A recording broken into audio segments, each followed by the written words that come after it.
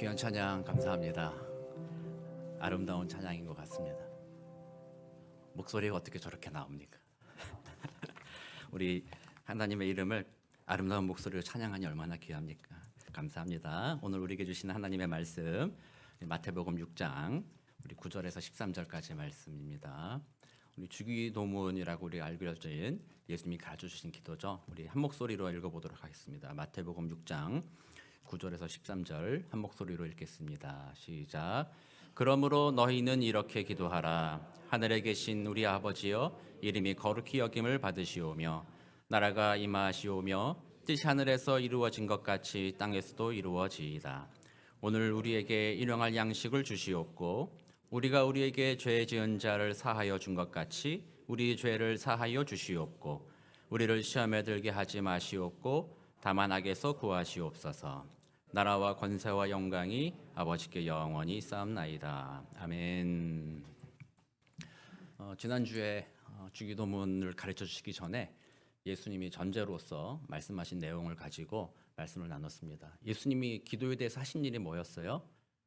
유대인과 같이 특정한 장소에 가서 기도해야 된다라는 것을 그렇게 생각하지 말아라는 거죠. 그랬을 때 오늘날 우리 성도들도 기도한다고 그러면 꼭 교회 가서 기도해야 되겠다 거나 나 기도해야 되겠다, 기도원에 가서 기도해야 되겠다거나 꼭 그런 식으로 생각할 이유는 없다라는 거죠. 그래서 교회 가서 기도하거나 기도원에 가서 기도하는 것이 나쁘다는 얘기는 아닙니다.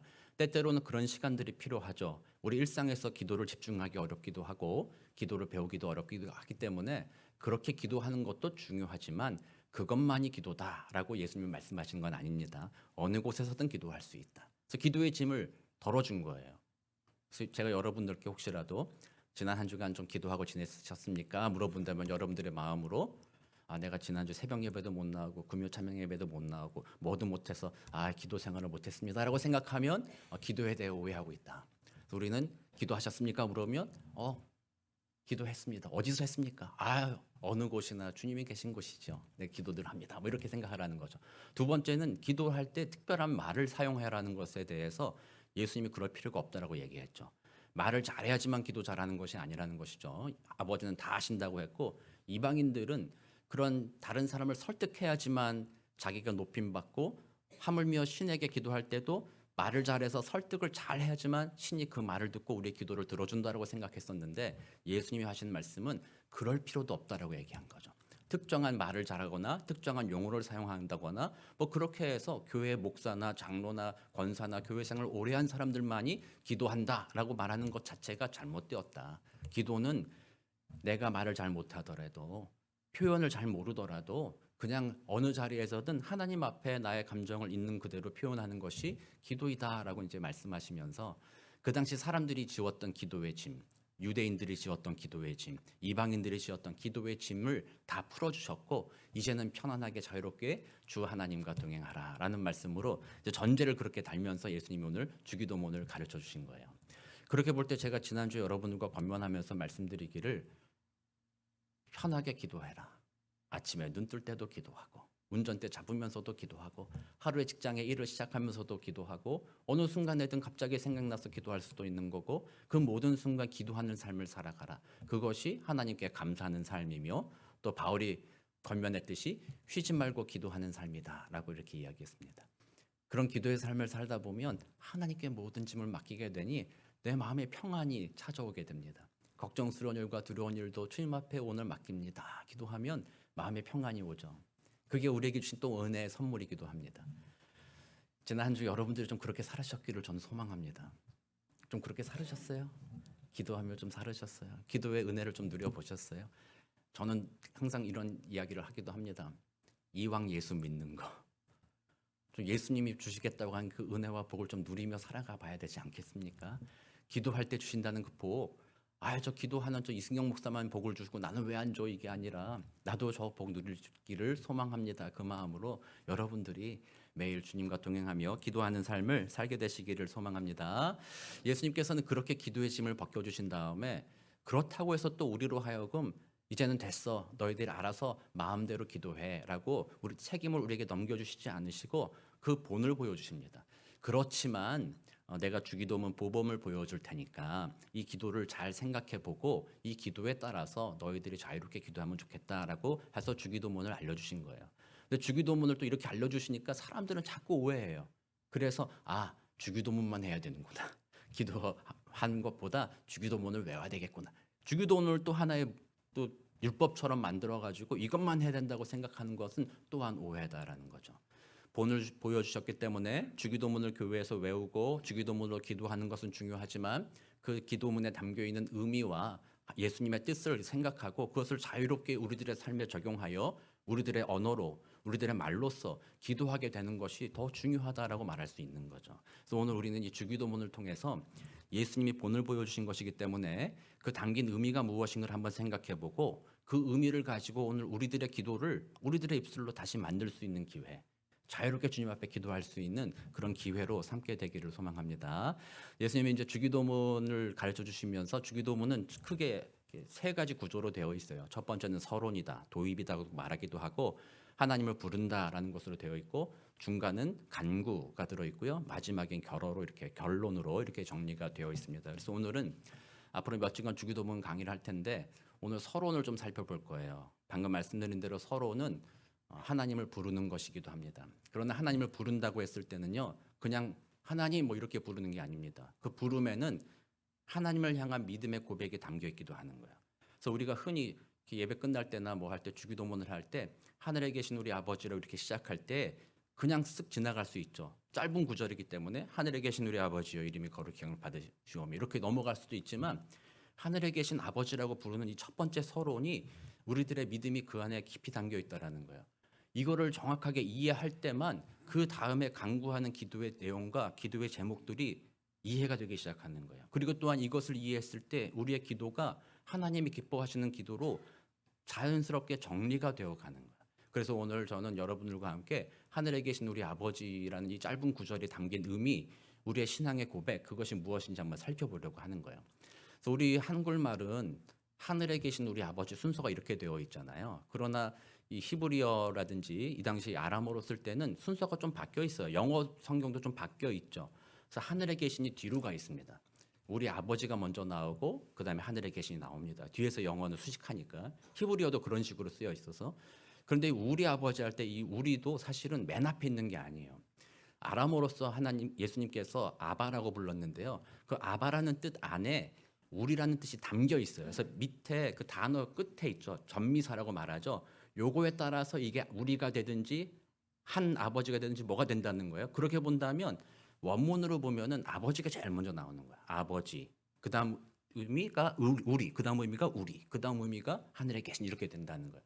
그래서 우리 한국말로는 이제 거꾸로 해서 하늘에 계신 우리 아버지 이렇게 부르죠. 사실 어순이 뭐 크게 중요하지는 않지만 우리 오늘 예수님이 가르쳐 주신 원문에 따라서 제가 아버지의 의미, 그다음 우리, 그다음 하늘에 계신 이 의미 순서대로 한번 예수님께서 이 하나님을 부르는 호칭에 담겨 있는 우리의 신앙의 고백이 무엇인지 한번 생각해 보겠습니다. 먼저는 이제 아버지라고 할 때 예수님께서 기도문을 가르쳐 주실 때 아바라는 사실은 아바가 아니라 원래 발음이 아빠예요, 아빠. 이게 아람어입니다, 아람어. 그러니까 A, B, B, A. 이게 원래 아람어로서 아빠예요. 우리가 하는 한국말과 똑같아가지고 여기 쓸 때 혹시 번역할 때 한국말로 아빠라고 쓰면 사람들이 뭐야 예수님 한국말 알았어? 이렇게 생각할까봐 헷갈려 할까봐 아바라는 방식으로 표기를 한 거예요. 그러나 이거는 아빠라는 아람어입니다. 근데 이게 상당히 중요한 의미를 담고 있습니다. 원래 유대인들은 기도를 할 때 히브리어로 기도하게 되어 있어요. 그러니까 기도한다, 하나님을 만난다고 할 때는요, 하나님은 거룩한 분이기 때문에 말도 조심해야 돼서 우리의 언어들은 하나님이 기뻐 받으시는 거룩한 언어로 써야 된다라고 생각을 한 거예요. 그래서 기도문은 히브리어로 하게 되어 있어요. 오늘날에도 이슬람 같은 경우도 그렇고요. 그 언어를 거룩한 언어가 따로 있어요. 그래서 꾸란은 아랍어로만 쓰여 있거든요. 아랍어를 다른 언어로 번역해서는 안 돼요. 아랍어 그 자체로 해야 돼요. 그러니까 아랍어를 모르는 사람들에게는 그 무슬림의 그 선생님이라고 하는 선생님이 이맘이라고 하죠. 이맘이 이제 그걸 풀어서 설명을 해주는 거가 되죠. 그래서 보통의 무슬림들은요 꾸란을 잘 몰라요. 읽지를 못해요. 아랍어로 쓰였기 때문에. 그것과 같이 그 당시도 마찬가지 그랬다라는 거예요. 거룩한 언어가 따로 있다. 그래서 그것으로 기도해야 된다고 하는데 예수님께서 기도를 가르쳐 주실 때 첫 문장이 바로 그런 거 아니다라는 거예요. 그런 거룩한 언어, 종교적인 행위가 아니다. 첫 문장부터 하시는 말씀이 아빠. 그래서 우리 이거 또 아빠 하니까 여러분도 헷갈려가지고 그거는 어린아이가 아빠를 부르는 아빠라는 의미인가 이런 의미가 아니라 아버지라는 의미 같이 다 포함되어 있는 거. 그냥 부모님, 아버지를 의미하는 그런 의미를 갖고 있는데 그건 아람어로서 일상생활의 사람들이 아빠라고 부르는 것으로 표현한 거라는 거예요. 히브리 사람들도 히브리 말로 아버지를 부르기도 했어요. 하나님을 아버지라고 표현하기도 했지만 예수님이 여기서 사용하신 이 아빠라는 아람어하고는요 약간 뉘앙스의 차이가 있어요. 어떤 의미가 있냐면 하나님은 우리의 아버지입니다라고 이야기했을 때 때때로 우리는 실제 우리 육신의 아버지와 같은 느낌이 아니라 상징으로서 하나님을 생각하는 거죠. 하나님은 우리의 아버지와 같습니다라는 상징으로서 생각할 때 히브리인들은 아빠라는 얘기를 썼단 말이에요. 그러나 예수님이 굳이 아람어로서 기도문을 가르쳐달라고 하는데 신성한 언어가 아닌 그 당시 모든 사람들이 보통 썼던 언어가 아람어예요. 시장통에서 통했던 언어가 아람어라는 거예요. 아람어로서 아빠라고 얘기했을 때 그 아빠는 바로 이런 의미예요. 아버지 안녕히 주무셨어요? 라고 할 때 그 아버지의 의미예요. 그러니까 히브리 사람들의 아버지는 상징으로서의 아버지 하나님. 그러니까 하나님이 그렇게 가까이 오진 않아요. 우리 아버지와 같은 분이긴 하지만 진짜 아버지는 아닌 거예요. 한게 약간의 그 안에 틈이 있죠. 그래서 히브리 사람들에게 아버지는 무서운 존재로서의 아버지 이미지가 강했죠. 그분은 벌을 주시는 분이야. 그분은 우리의 죄를 간과하지 않는 분이야. 우리가 회개해야 돼. 뭐 이런 식으로 아버지를 했다면 예수님이 표현하시는 이 아람어 아빠는 오늘 자고 일어나서 아빠 안녕히 주무셨어요? 이런 방식으로 하나님을 호칭으로 부르는 거예요. 상징이 아니라 실제로 하나님이 나의 아빠라고 부르라고 예수님께서 말씀하시는 거예요. 그래서 이 하나님을 아빠라고 부른다라는 건 그래서 그 당시 사람들에게 있어서는요 신성 모독과 같은 일들이었어요. 어찌 감히 사람이 하나님을 아빠라고 부를 수 있느냐.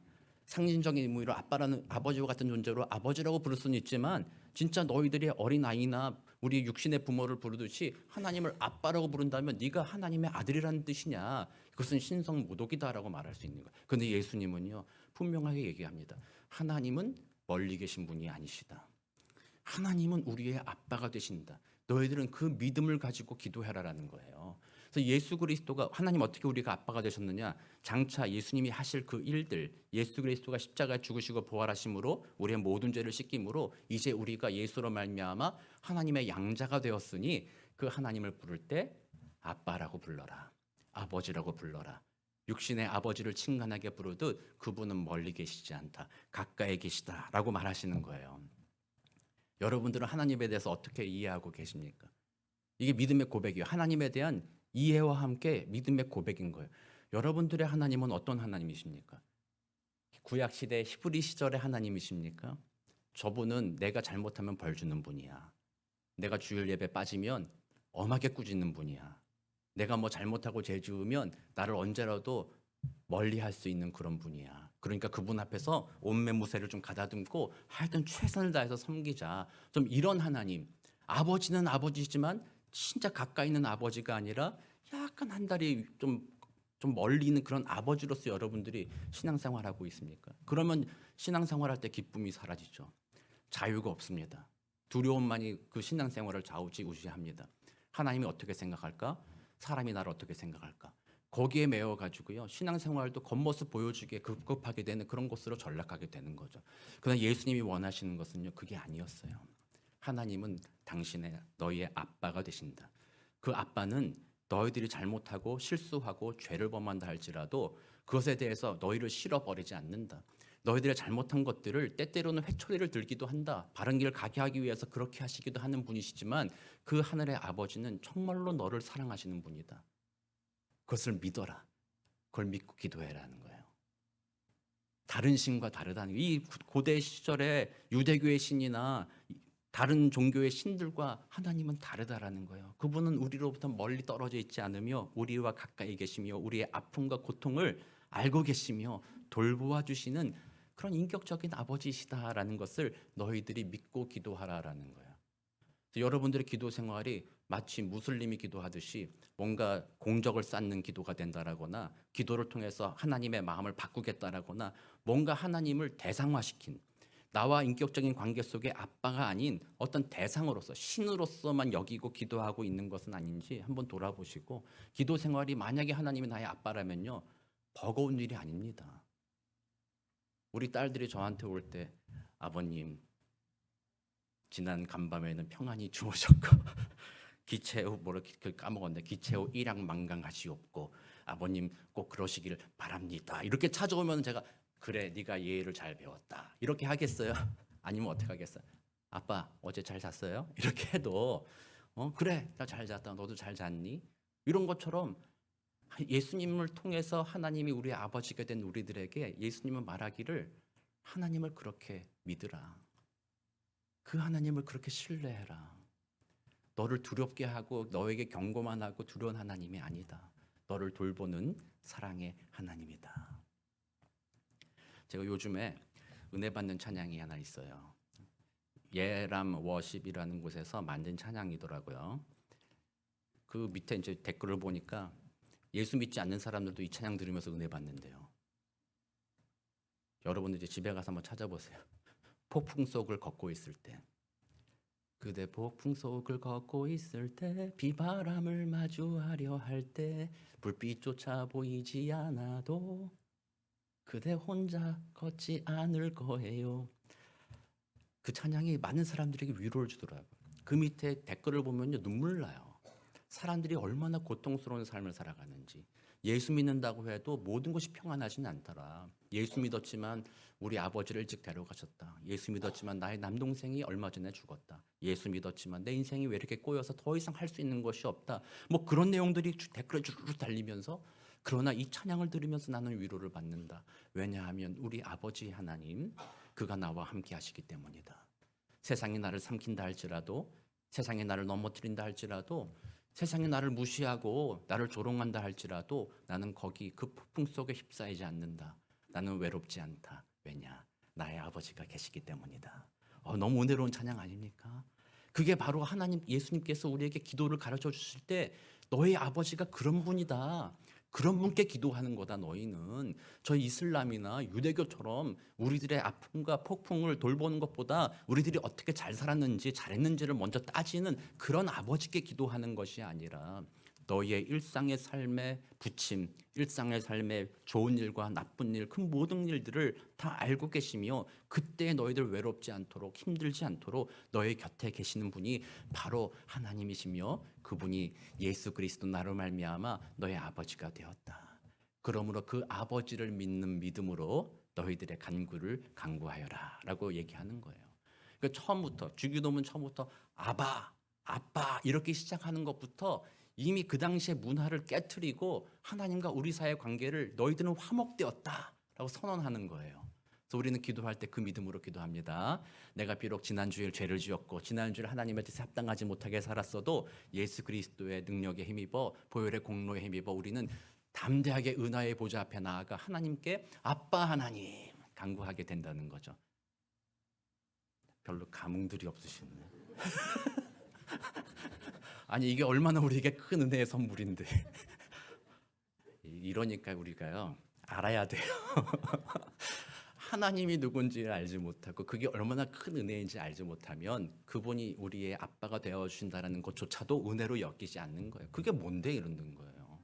하나님이 살아계시며 하나님이 천지를 주관하신다는 것도 알지 못하면 그게 뭔데 뭐 아빠가 뭐 중요해 이렇게 되는 거죠. 그래서 우리 예수님은 사람들의 생각을 바꾸고자 했어요. 아빠 하나님이다. 너는 하나님 손에 있다. 하나님 앞에 기도해라. 고난이 다가와 고통이 다가와 그 하나님 앞에 나가라. 그런 마음으로 기도해라. 첫 번째 의미가 바로 아버지 부를 때가 바로 그거라는 거예요. 그래서 우리 이번 한 주간 여러분들 기도하실 때 여러 가지 인생의 고난이 있을 수도 있고 또 즐거운 일이 있을 수도 있잖아요. 하나님과 친밀하게 교제하는 겁니다. 하나님, 오늘도 하루 주셔서 감사합니다. 오늘도 여러 가지 즐거운 일 주셔서 너무나도 감사합니다. 오늘 이런 일들이 있었어요. 하나님 감사합니다. 또 이런 고통의 순간이 있었어요. 내 앞에 어려움이 있어요. 하나님, 내 힘으로 좀 어떻게 못하겠는데 하나님 아시잖아요. 도와주십시오. 이렇게 기도하고 그렇게 하나님과 인격적인 관계 속에서 기도하며 교제하며 그 능력을 얻는다라는 것이 얼마나 큰 은혜의 선물입니까? 예수 믿지 않는 사람한테는요, 이런 선물이 없어요. 그러나 우리 예수 믿는 이들에게 베풀어 주신 은혜가 바로 이 큰 은혜입니다. 그래서 이번 한 주간 아버지 하나님 부르시면서 은혜를 누리시게 되기를 주의 이름으로 축원합니다.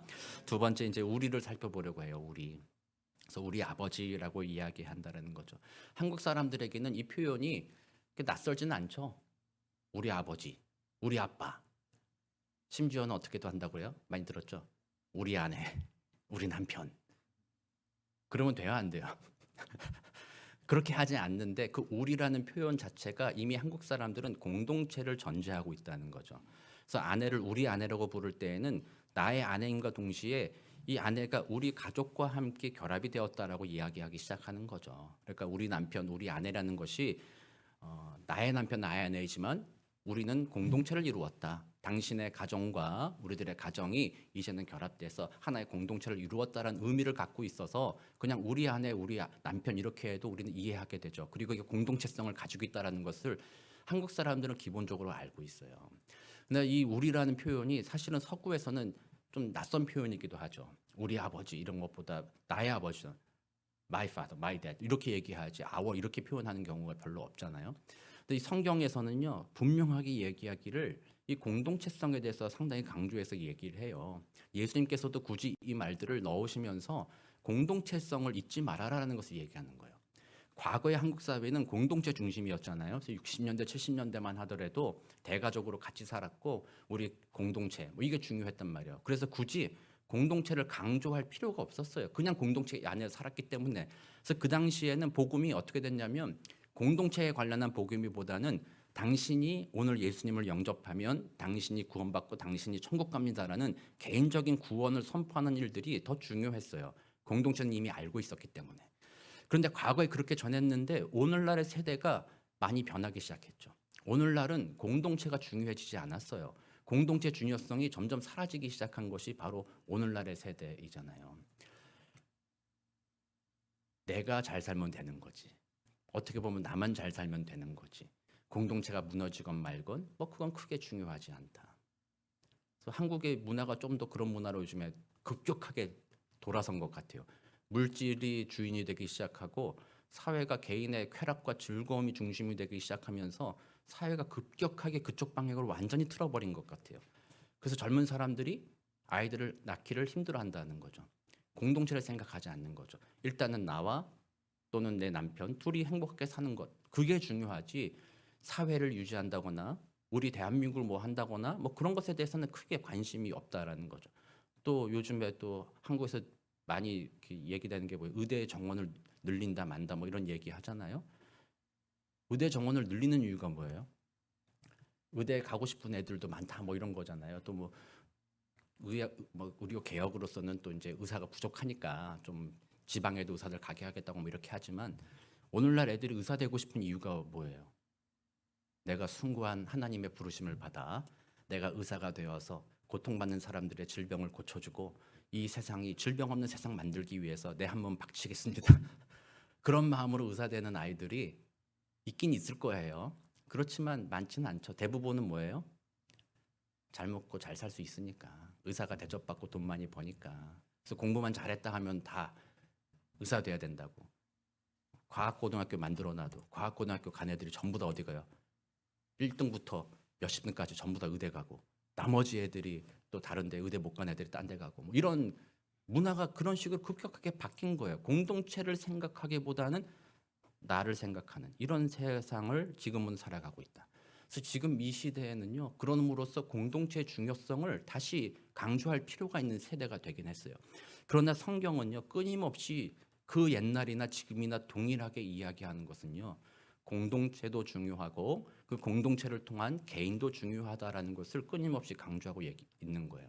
예수님께서 아버지를 말할 때 나의 아버지, 하늘에 계신 나의 아버지라고 하지 않고 하늘에 계신 우리 아버지라고 이야기함으로써 우리가 기도할 때조차도 우리는 공동체를 마음에 두고 기도하라라는 의미를 담고 있는 거예요. 여러분들은 기도할 때 공동체를 중요하게 여기는 마음으로 기도하고 계세요? 아니면 여러분들도 나의 개인적인 기도만 드리고 계세요? 보통은 기도하는 거는요. 내가 원하는 것 이루어 달라고. 하나님 나 이번에 이거 해야 됩니다. 나 이거 해야 됩니다. 그거 해야 됩니다. 자기 중심적인 기도만을 우리는 계속 드리고 있다라는 거예요. 기도 얼마나 했습니까? 그러면 내가 얼마나 이것을 위해서 얼마나 지극정성으로 기도했는지 아십니까? 자기 기도만 계속 한다라는 거예요. 그러나 예수님이 말씀하시는 기도는요, 자기만을 위한 기도가 아니라 공동체를 생각하는 기도를 드리라는 것을 이 처음에 담겨 있는 거예요. 앞으로 하늘에 계신 우리 아버지라는 부름 이후로 진행되는 기도의 내용들이 자기 자신의 개인적인 영달, 개인적인 성공 이것만을 위한 것이 아니라 그 기도의 결과가 결국 우리 모두에게 또 하나님의 영광이 되는 기도가 되게 하옵소서라는 그 의미를 담아서 우리 아버지라고 부르고 기도하라는 거예요.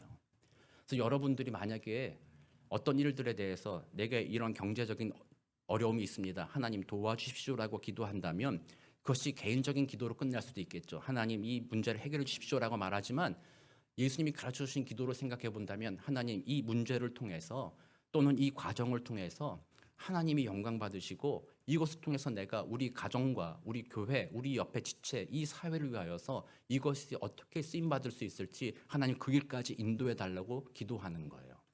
다만 내 욕구, 나의 기도 제목 내가 어떻게 잘 되기를 원합니다. 그것을 이루어 달라는 기도로 멈추는 것이 아니라 그것을 통하여서 하나님의 뜻이 우리 공동체 안에 내가 속한 곳 안에 어떻게 이루어질지, 그것을 통하여서 내 옆에 있는 사람을 어떻게 위로할 수 있을지 그것을 위하여 기도하기 시작한다는 거예요. 이렇게 기도하는 것이 얼마나 깊은 기도입니까? 이것이 바로 하나님이 원하시는 기도의 내용이라는 거예요. 그래서 우리는 그동안 너무나 자기중심적으로만 기도했어요. 제가 조금 별로 마음에 안 들어하는 기도 중에 하나는요, 대한민국을 위한 기도라는 거예요. 우리 대한민국 잘 살게 하옵소서. 우리 대한민국에 전쟁이 일어나지 않고 사회가 안정하고 잘 살게 하옵소서. 물론 우리의 가족들이고 우리가 떠나온 조국이니까 그렇게 기도하는 것이 나쁘지는 않습니다만 그렇게 해서 뭘 할 건데요? 대한민국이 경제적으로 번영하고 편하게 산다고 해서 그래서 뭘 할 건데요? 그게 목적이 아니잖아요. 그것을 기도할 때에도 마찬가지로 우리는 대한민국이 만약에 그런 복을 누린다면 하나님 우리가 원하는 것은 대한민국이 그 복을 누려서 자기들끼리만 잘 사는 나라가 아니라 그들의 마음을 열어서 주변의 나라를 도울 수 있는 나라가 되기 원합니다. 그리고 그 안에 예수를 믿는 이들이 나라를 다스리게 되며 다른 사람이 섬기는 나라가 될 수 있게 되기 원합니다. 그래서 공동체적인 기도는 좀 더 확장돼 가는 거예요. 대한민국을 위해서 기도했다면 그 다음 단계는 전 세계에 고통당하는 이들을 위한 기도로 넘어가야 되는 거예요. 전 세계가 평화롭게 없어서 예수의 그리스도의 복음으로 모든 이들이 잘 살 수 있게 하여 주옵소서. 그런 기도로서 확장되어 가는 거예요. 대한민국만 잘 살면 돈 벌기 위해 다른 나라를 착취하고 다른 나라의 것을 마음대로 뺏어와도 괜찮다라는 논리로 흘러갈 수가 있어요. 그거는 하나님이 기뻐하는 것이 아니라 그건 공동체라는 의미를 갖고 있지만 여전히 이기적인 수준의 기도라는 거죠. 그래서 우리는 기도 생활할 때 먼저 하늘에 계신 우리 아버지라고 부를 때 친밀하신 아버지께 기도하면서 우리 옆에 있는 지체, 우리가 함께 속해 있는 교회, 함께 속해 있는 이 공동체, 이 지역, 캘리포니아 또는 전 세계를 위하여서 우리는 그 마음으로 마음을 넓힌 상태에서 기도하는 겁니다. 이기적인 자기의 뜻만 이루기를 원하는 기도가 아니라 하나님의 뜻이 이루어져서 모두가 행복하게 하옵소서. 이런 기도하는 거죠.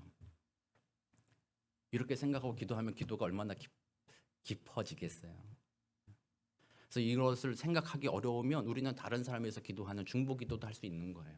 기도의 자리에 내 기도만 하는 것이 아니라 오늘 하루를 하나님 지켜주셔서 감사합니다. 지난주에 보니까 옆에 있던 저 성도가 좀 몸이 좀 불편하던데 하나님 그 성도 강건하게 하여 주옵소서. 그 성도를 위해서 기도할 수도 있는 거고 하나님 또 우리 지금 사회에 이런 어려움들이 있다고 합니다. 전쟁의 소식이 있고 뭐 있다고 하는데 우리는 편안하게 지나고 있는데 하나님 그들도 불쌍히 여겨 주옵소서. 이런 기도가 나오기 시작하는 거예요. 그래서 그리스도인들이 이 세상을 빛과 소금으로 치유한다라는 거는 바로 그런 공동체성을 회복시켜 나가는 거예요. 나 혼자만 잘 되고자 하는 나만을 위한 기도 생활이 아니라 다른 사람과 더불어 함께 살겠다라는 그 마음 가지고 내게 주신 복도 나누겠습니다. 다른 사람에게도 그런 복을 줘서 함께 나누게 하옵소서. 이 마음으로 공동체성을 회복하는 것을 세상에 보여주기 시작하는 거예요.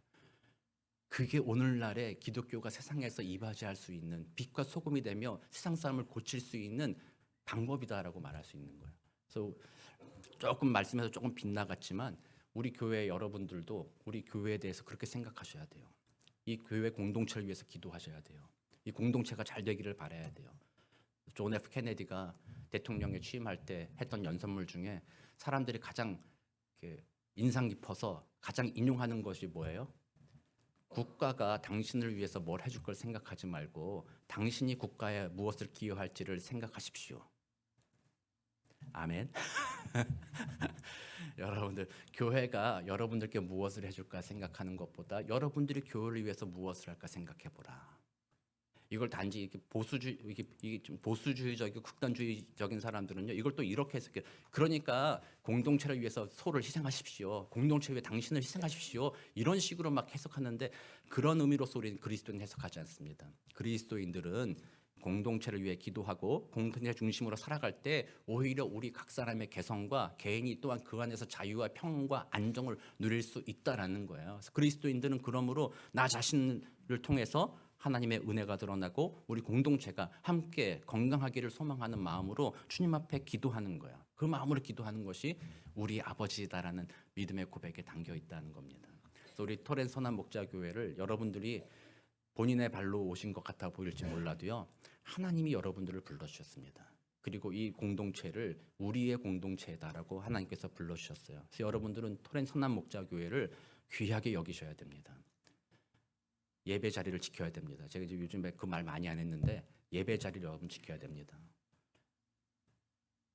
하나님께 예배하는 것과 동시에 옆에 있는 지체들을 권면하기 위해 함께 예배하는 겁니다. 함께 모이는 겁니다.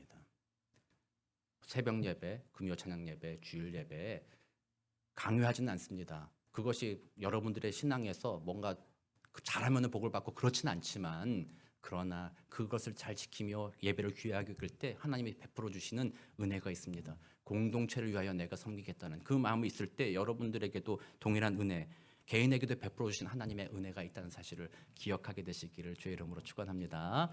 마지막 하나만 정리하고 말씀 마치겠는데요. 하늘에 계신이라는 표현입니다. 하늘에 계시다라는 표현은 저 세상 어딘가에 계시다라는 의미로서 이해할 수는 없는 거죠. 그렇게 해석하시면 안 되는 거죠. 하늘에 계시다라는 거는 초월에 계시다라는 의미입니다. 우리들이 감각으로 알 수 있는 것에 뛰어넘어 계시다. 그래서 하늘 위에 하늘에 계시다. 하늘을 쳐다봐도 그 하늘 위에 계시기 때문에 보이지 않는다라는 그런 의미죠. 그래서 초월에 계심으로 우리들의 이성과 우리들의 능력으로는 그분을 알 수가 없다. 그러나 그분은 그 위에 계시며 천지를 창조하신 분이시다. 무에서 유를 만드셨다. 엑스 니힐로라는 교리적인 말인데, 아무것도 없는 곳에서 천지를 창조하신 능력의 주인이시다. 그리고 이 세상의 주인이 바로 그분이시다. 그분은 우리 모세가 출애굽할 때에도 10가지 재앙을 통해서 하늘을 바꾸시고 물을 바꾸시고 벌레를 오게도 하시고 멀리 하게도 하시며 모든 것을 다스릴 수 있는 주권과 능력을 가진 분이다라는 표현이 하늘에 계신이라는 표현이라는 거예요. 근데 우리는 자칫 잘못하면요, 우리 아버지를 생각하면서 하나님을 생각한다는 거예요. 우리의 육신의 아버지가 좋은 분이셨어요. 저를 사랑해 주셨고 저희가 항상 좋은 조언을 해주셨고 다 해주실 수 있는 분이신 것처럼 보였어요. 그러나 육신의 아버지는 때때로는 좋은 거를 기대하고 그렇게 해주실 거 생각하지만, 아버지는 때때로는 미안하다 이렇게 하는 거예요. 미안하다. 내가 너한테 이런 걸 다 해주고 싶었지만 내가 참 그걸 못 해줘서 미안하다. 뭐 이런 생각을 갖는다는 거죠. 그래서 우리는 아버지가 그냥 나에게 미안하다 하니까 이해하는 거예요. 아, 우리 아버지도 사람이었지. 아, 그렇지. 아버지도 나한테 뭘 다 못 해주실 수도 있지. 그러니까 내가 아버지께 요구하고 하는 거는 꼭 이루어 달라는 의미가 아니라, 그거 그냥 내 마음에 아픔이 있어서 그냥 좀 아버지께 말한 거야. 그래서 아버지가 미안하다 하는 그 말 한마디가 그냥 나에게 위로가 됐어. 이 정도로 아버지를 생각한다면 이거를 하나님께도 적용한다라는 거예요. 그래서 기도할 때도 기도의 내용이 하나님이 반드시 내게 가장 선한 것을 이루어 주시는 능력의 하나님이다라는 믿음으로 기도하는 것이 아니라, 기도 자체가 나 힘든데 하나님 내 말 좀 들어주세요. 아, 응답 안 해줘도 괜찮아요. 그냥 내가 기도했잖아요. 나는 쏟아냈으니까 마음의 아픔과 상처가 그냥 치유됐어요. 그것만으로도 좋게요라는 수준으로 하나님께 기도한다라는 거예요. 그러나 하늘에 계신이란 말을 추가하심으로써 예수님이 하시고자 하는 말씀은, 하나님은 무엇이든지 할 수 있는 분이시다. 그리고 그 하나님은 모든 것을 뛰어넘으며 우리를 너무나도 잘 아시는 분이시다라고 말씀하시는 거예요. 그런 믿음으로 기도하라는 거예요. 제가 지난 금요일 우리 하나님의 주권에 대해서 우리가 교리 공부하고 이렇게 이번 주 이제 일상생활에서 하나님의 주권에 대해서 이야기하게 됐는데 금요일 때 거기서 그런 얘기가 하나 있어요. 하나님은 우리의 머리털도 세신 바 되었다. 여러분들이 아침마다 머리를 감고 드라이를 하고 염색도 하고 뭐 해도 머리털이 몇 개인지는 알 수 있어요, 없어요? 알 수 없어요. 아무리 머리에 관심 많은 사람이라고 해도, 아무리 머리에 돈을 엄청 많이 쏟아붓고 막 해도 머리가 몇 개인지는 알 수 없다. 그런데 성경에서 예수님이 말씀하시기를 하나님은 어떻다고요? 우리의 머리털까지도 세신 바 되었다. 그 말은 우리의 작은 피로까지도 다 아신 뿐만 아니라 우리를 뛰어넘어 계신다는 의미를 가지고 있는 거죠. 우리들의 삶에 나에게 가장 중요한 것이 무엇이고 내게 복된 것이 무엇인지를 우리는 우리가 계산해서 생각해 보려고 하지만 하나님은 그 너머까지 다 알고 계심으로 우리에게 좋은 것이 무엇이고 나쁜 것이 무엇인지 알고 계신다. 그러므로 우리가 기도할 때에 응답이 없다고 생각되는 것은 하나님의 능력이 짧아서가 아니라 우리에게 옳지 않기 때문에 필요하지 않기 때문에 하나님이 주시지 않는다라고 우리는 고백하는 거예요. 그러니까 하늘에 계신이라는 표현 자체가 하나님을 향한 전적인 신뢰가 그 안에 담겨 있는 거예요. 하나님은 내게 아버지와 같이 선하시다. 그분은 능력이 많으셔서 기적을 베푸시기도 하고 놀라운 일을 이루시기도 하는 분이시지만 그분이 나의 기도에 대해서 그러므로 때때로는 내 계획대로 내 뜻대로 이루지 않는 것은 그것이 내게 유익하지 않기 때문이다라는 그 고백, 그것이 하늘에 계신이라는 표현에 담겨 있다라는 거예요.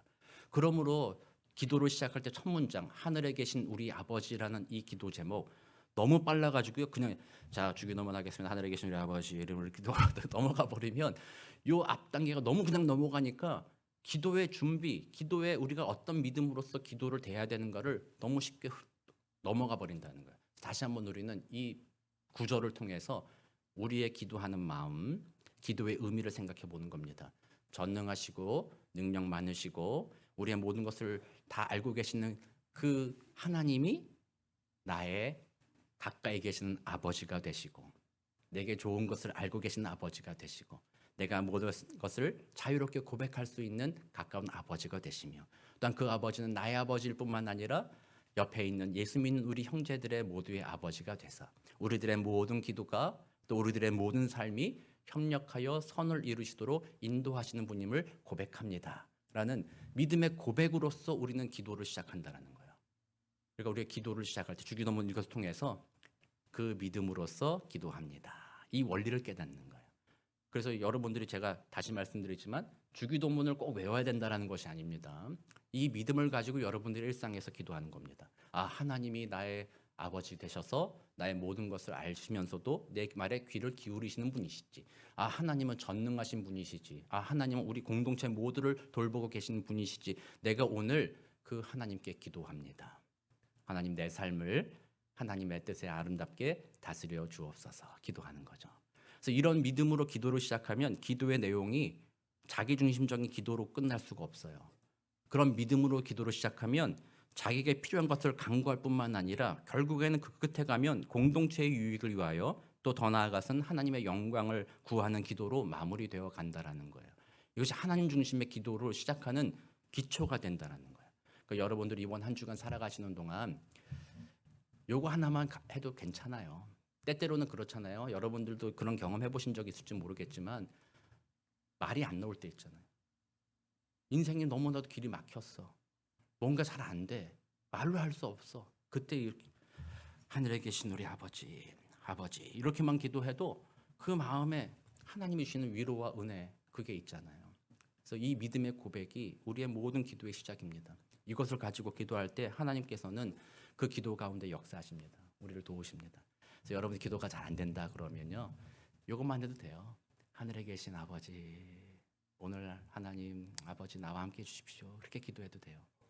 그렇게 기도하시면서 하나님과 교제하시면서 기도의 능력을 체험하게 되시는 복된 저와 여러분 되시기를 우리 구주 예수 그리스도 이름으로 축원합니다. 함께 기도하겠습니다. 사랑과 은혜가 많으신 하나님 감사합니다. 그렇습니다. 우리 하나님은 우리의 아버지가 되어 주십니다. 전능하사 하늘에 계시지만 그 하나님께서 우리의 기도를 들으시고 우리에게 가장 좋은 것을 베풀어 주시는 분이 우리 하나님이십니다. 세상은 참으로 흔들립니다. 세상은 참 불안합니다. 그러나 우리 하나님 앞에 우리 믿음을 드려 하나님을 나의 아버지로 고백할 때에 하나님이 주시는 능력과 위로와 평강을 누릴 줄 믿사오니 이번 한 주간 주님과 교제하며 승리하는 한 주 되도록 주여 도와 주옵소서. 감사드리며 살아계신 우리 구주 예수 그리스도의 이름으로 기도드립니다. 아멘.